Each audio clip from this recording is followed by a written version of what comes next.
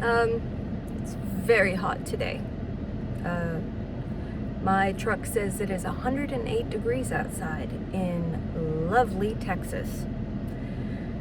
Today I'm going to be reading Jeremiah chapter 12. I read this not too long ago, and it really boggles my brain. I don't think I'm supposed to understand the answer, and I think that's the point of it. But it still boggles my brain, because it's a question that so many people have asked. Why do the wicked prosper? Why do bad people excel? It's like you watch somebody lie, cheat, backstab, do all of this stuff to get ahead, and they get ahead. But you play by the rules and get no recognition whatsoever. Why? So, maybe you can explain it to me, because or maybe you can explain how you see the answer. But I certainly don't understand God in this answer. So Jeremiah chapter 12. You are always righteous, Lord, when I bring a case before you, yet I would speak with you about your justice. Why does the way of the wicked prosper? Why do all the faithless live at ease? You have planted them too, and they have taken root. They grow and bear fruit. You are always on their lips, but far from their hearts.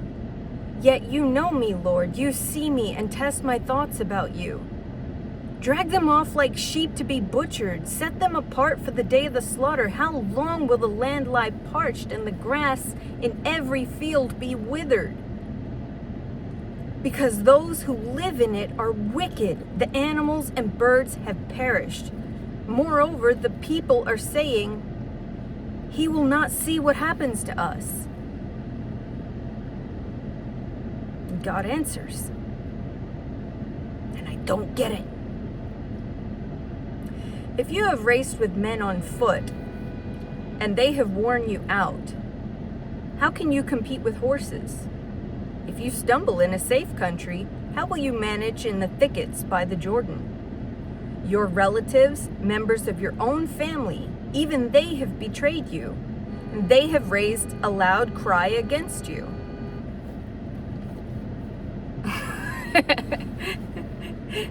This parent is like trolling his child leaving school in front of me. That's definitely something I would do.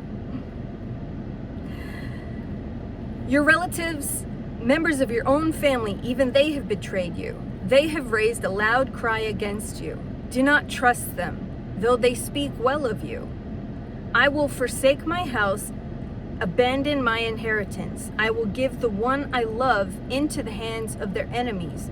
My inheritance has become to me like a lion in the forest. She roars at me, therefore I hate her. Has not my inheritance become to me like a speckled bird of prey that other birds of prey surround and attack? Go and gather all the wild beasts, bring them to devour. Many shepherds will ruin my vineyard and trample down my field. They will turn my pleasant field into a desolate wasteland. It will be made a wasteland, parched and desolate before me. The whole land will be laid waste, because there is no one who cares.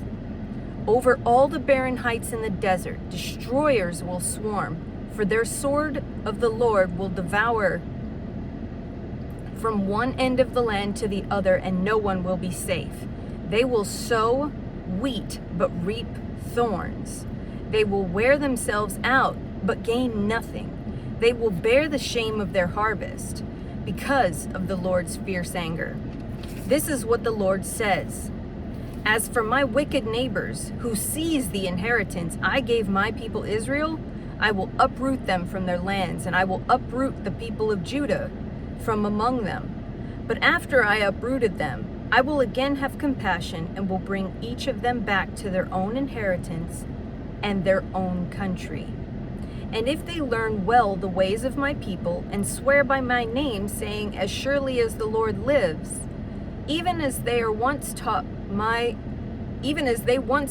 people to swear by Baal, there they will be established among my people. But if any nation does not listen, I will completely uproot and destroy them, declares the Lord.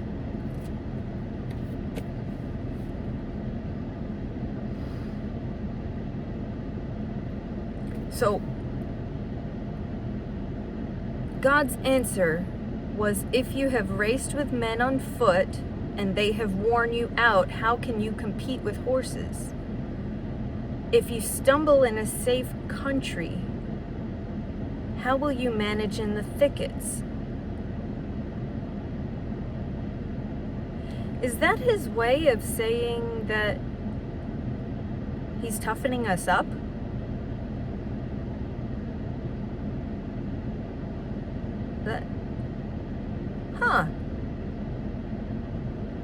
I guess last time I read it, I didn't catch it, but that's kind of what it sounds like.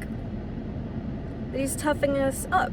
If you have raced with men on foot and they have worn you out, how can you compete with horses?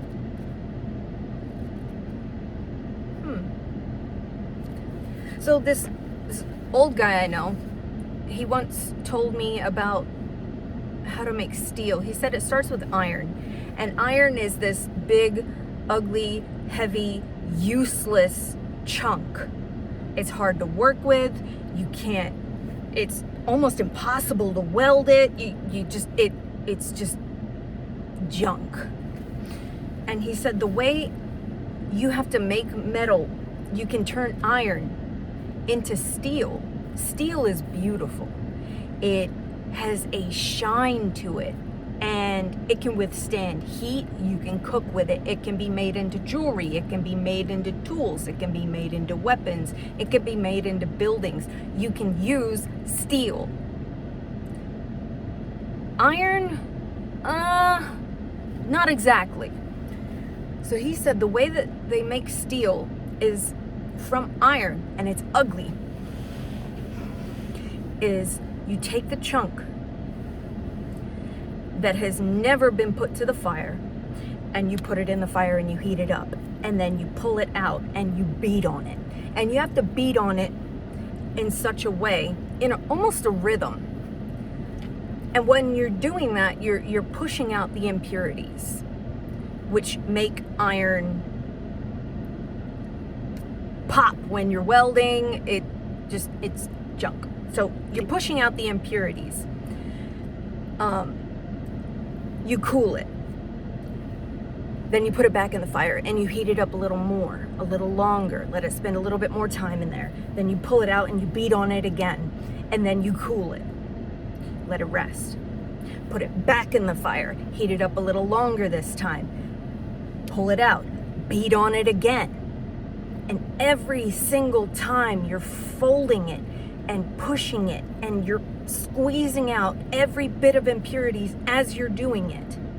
But the only way you're gonna get those impurities out is to put it in the fire and heat it up.